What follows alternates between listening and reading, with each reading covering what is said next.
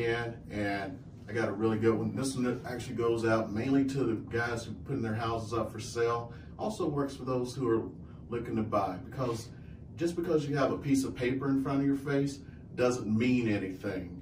That piece of paper is worth what is written on a piece of paper. So you got different levels, especially when you're trying to accept an offer. You got the pre-qualification, the pre-approval. In some cases, I mean, like the gold, no, platinum, diamond standard is the pre-underwritten. So I'm going to have one of my friends here, Dan the Man from Guaranteed Rate Mortgage, and he's going to talk to you about the 3 different types, what they mean, and how you should look at them when it comes time when you're going to accept an offer. If you're going to be making an offer, how strong your offer is going to be. So Dan, let's start it off today. Yeah. Welcome. Thank you. It's a great day in 2020 in Las Vegas. So I'm coming in and I got a loan. Yep. You gave me a piece of paper. Yep.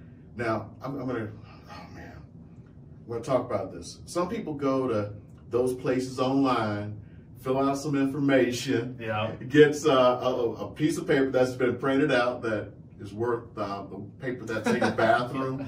And so let's talk about that first, doing that online route. So the online route really is, you have loan officers that they say they're loan officers, quote unquote. Right. And really what's happening is they're just on a very low margin. These companies, and we know what the companies are online, they hire them just to take an application. That's really what they're there for. Through the process, we all know that details and preparation, as we talked about, is very important, especially when you come to something dealing with money or financing. Right. So when you talk about the pre-qual versus the pre-approval versus underwritten approval, well, there's 3 different stages. When you go online, that's the pre-qual. That's basically them coming on and saying, okay, whatever you put in, we like it. We're giving you an approval letter. Go shop for a home. Oh, so because I make $1 million per month, right? I can go shop for a house now. Golden Okay. And so I've seen a lot of times where they give that golden ticket out, that pre-qual, and then they say, oh, they found something, my credit doesn't work, or I needed more of a down payment and I don't have enough money to close, or I didn't have enough time on the job. That's where the pre-approval comes in. You're detailing exactly what the application says, but also answering the right questions, because a lot of people fill out the application wrong, or not complete, not detailed enough. Okay. And so now you're trying to fill in the blanks as a loan officer. Okay. Now, I'm a seller. Got my house on the market. Oh man, it sold that first weekend, and I got 3 offers in front of me. I got a cash offer. Let's say I put my house out there. We're going to hypothetically say for $300,000. So I get that cash offer. You know how cash offers are. They're going to offer about $285. That's right. Way low. They want to bargain. They want to bargain. They're not there to pay. Okay. Yeah. So then you got 2 loans. You got a loan, and this guy's got this pre-qualification from some online place, and another for $305. Yeah. And you got this guy who's got a pre-approval, right, from someplace,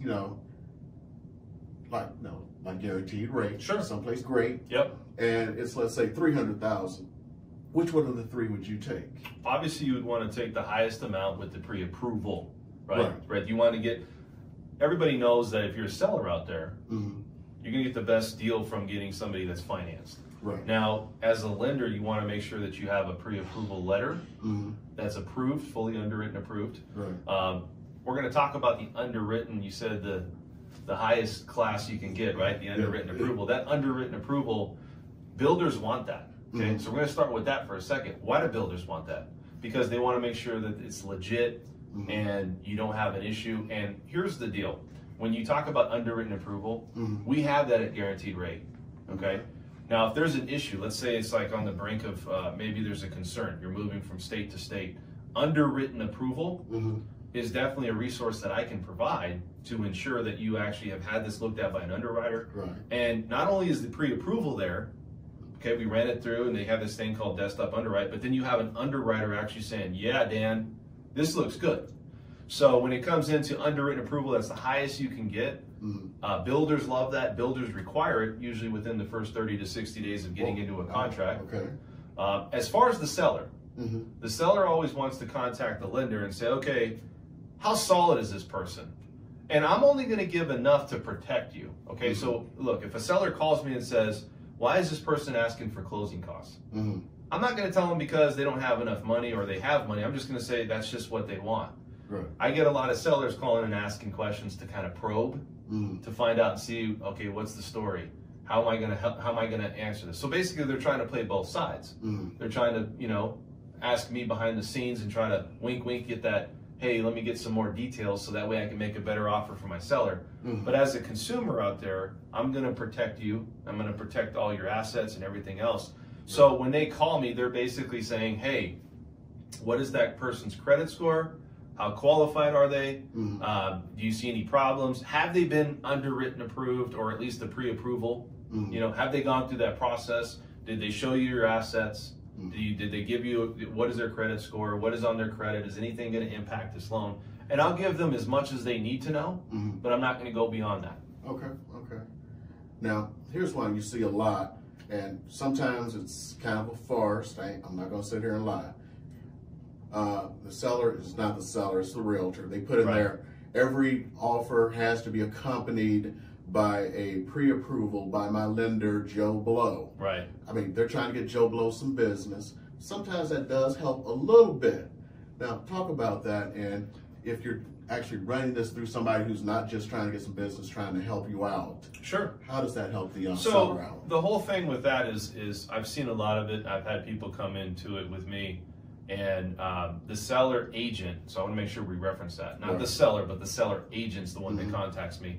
The seller agent really wants to take control of this process. So now you have a battle between the buyer's agent and the selling agent and trying to meet in the halfway. And obviously the seller is representing the seller's agent's representing the seller, so they want to take control of the file. So in some cases, you know, they're like, well, how good is this person? And you know, no matter what a lender tells that seller agent, sometimes you're right, they do want to use my person here, go and get this pre-qualification or pre-approval, and that way we can make sure that you're okay. As a consumer, you don't need to do that. Okay, if you go to a bank, it's your right to use whatever bank, and it's also for them to say that you're to do that. That's something that really shouldn't be governed, because you can use whatever banking institution you want. If they don't want to take that offer or not accept that deal, great. If they feel like this is not what they're looking for, but they can't come out and request sensitive information like, you know, let's go look at my lender, talk to my lender.